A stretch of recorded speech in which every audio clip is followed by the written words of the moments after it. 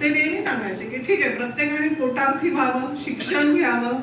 शिक्षण मिळवणं हे प्रत्येकाचं काम आहे, आपली कुटुंब सांभाळावं, जबाबदाऱ्या सांभाळाव्या, अर्थार्जनासाठी शिक्षणाचा उपयोग करावा, पण प्रत्येकाने आयुष्यात एक छंद जोपासावा आणि त्या छंदाच्या माध्यमातून तुमचं आयुष्य जगावं. कारण आपलं आयुष्य आपण नाही जगलो तर आयुष्याच्या एक शेवटच्या वळणावर किंवा शेवटच्या टप्प्यावर असं आपल्याला प्रत्येकाला असं वाटेल, अरे मी गाडीच नाही चालवली, मी काहीच नाही केलं, अशी आपल्याला खंत राहण्यापेक्षा, म्हणजे हा सगळ्यांसाठीच नियम आहे, हा काय महिलांसाठीच नाही आहे. आपण प्रत्येकाने हा विचार केला पाहिजे की मी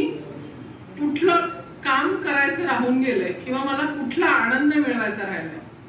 आपल्याला कुठली खंत राहायला नको, बकेट लिस्ट राहायला नको की नाही बाबा माझी ही गोष्ट अपूर्ण राहिली, ती गोष्ट अपूर्ण राहिली आहे. त्यामुळे मी पु ल देशपांडेंनी आपल्याला खूप हसवलं,